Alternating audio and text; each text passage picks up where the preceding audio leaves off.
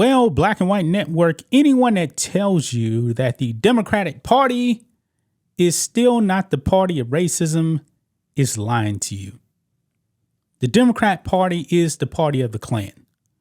The Democratic Party is the party of Jim Crow.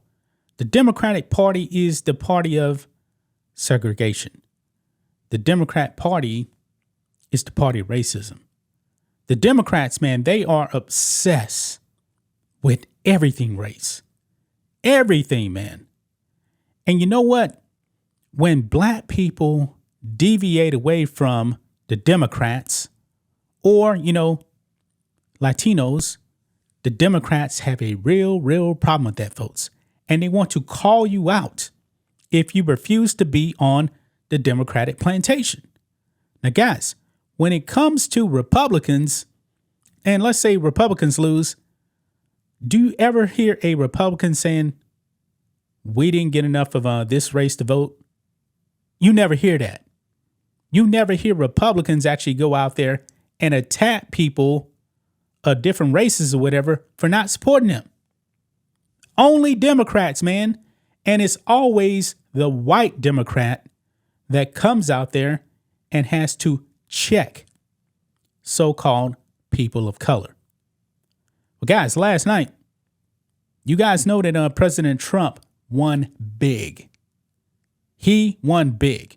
He's going to end up with 312 electoral votes. This will go down as the worst defeat for a Democrat since Michael Dukakis in 1988. Yeah, Kamala Harris got wiped out. And this is with all of the media propaganda on her side. Now, before she actually got into the race, you guys know that Joe Biden, man, he's in the tank. His approval rating was horrible. However, Kamala Harris's approval rating was actually worse than Biden. She had the worst approval rating ever for number two, more unpopular than Dick Cheney. But when the Democrats staged their coup to kick out Joe Biden said, hey, I'm endorsing Kamala Harris. And then the media fell in line, even though Barack Hussein Obama waited almost a week to actually endorse Kamala Harris. That told you everything you need to know, folks.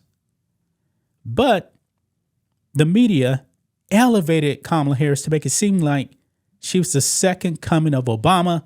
Nobody believed it. Nobody believed it. She was the worst candidate ever, folks. And I told you that. That is why she got blown out. But still, folks, hey, if you are a black person or an Hispanic person, talking about men mainly, and you didn't vote for Kamala Harris, it's because of, wait for it, you're a misogynist or you're a racist. Like I said, man, Democrats haven't changed. Now, Joe Scarborough on Morning Joe, and of course, he's going to say he's a conservative. No, he's not. This man is not a conservative. This man supports the most progressive left-wing Marxist administration we've ever seen. This man is not a conservative man. This man is on the left. He is a Democrat. I don't care what he actually calls himself. No doubt about it, guys. This man is a Democrat. And Al Sharpton right here, isn't he supposed to be a black man? Why is he letting this white leftist talk about black men like that? Why? We got the clip here, guys. So let's just go ahead and play this, man. This is really, really despicable.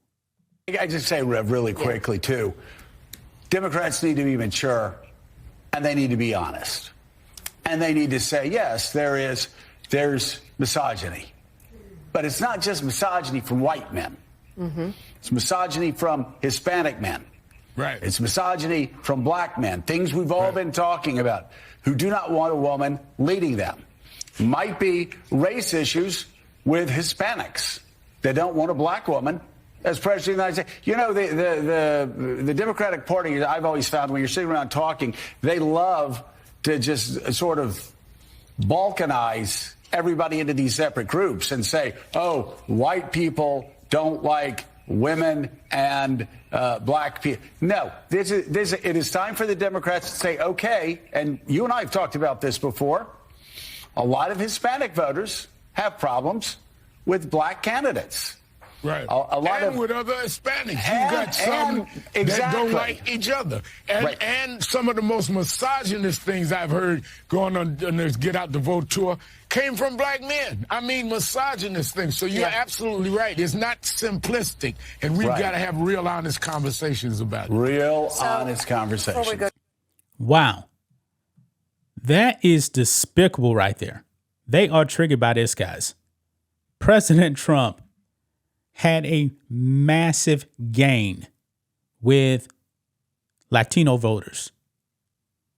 A 13% increase. Why? Because like these Latinos down there at the Texas border, they went to Trump. Why? Because Kamala Harris and Joe Biden let all of these illegals come across the border, and those people didn't like it. Their property was getting destroyed. Criminals coming across the border. Those Latinos at the border, guess what? They're American citizens. And the Democrats didn't care. They thought that since they actually had a lot of illegal alien Latinos, that American Latinos are okay with that. No, they're not. They're not okay with that.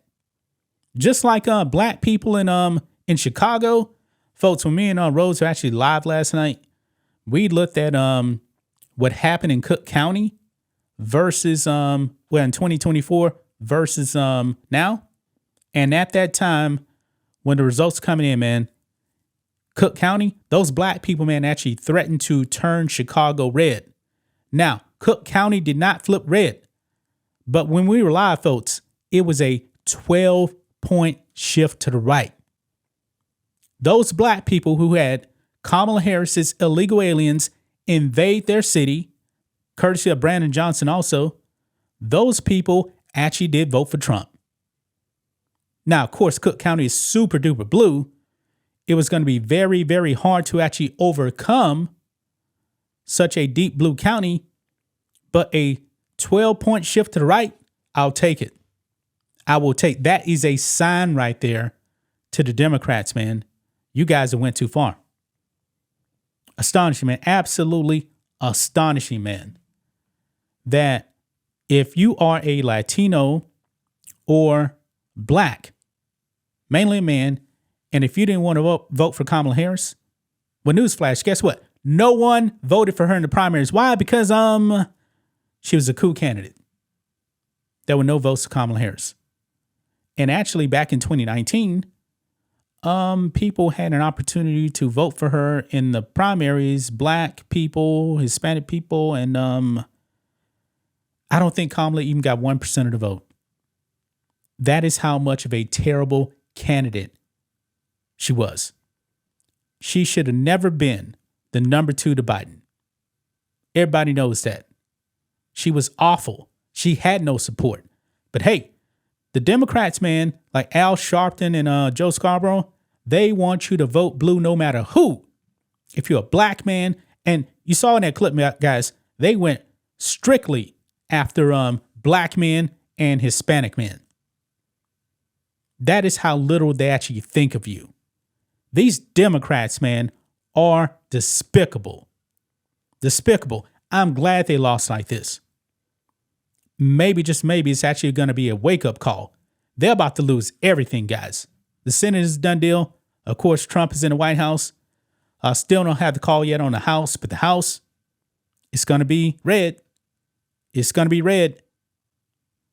Yeah, Democrats, you deserve this, man. You deserve this. And you know what? Hopefully, in 2028, more black people will wake up.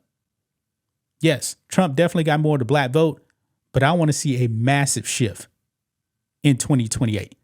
Get away from the Democrats. They don't care about you. They don't respect your voting habits. They just say, vote for me, or else we're going to call you racist or sexist. Really?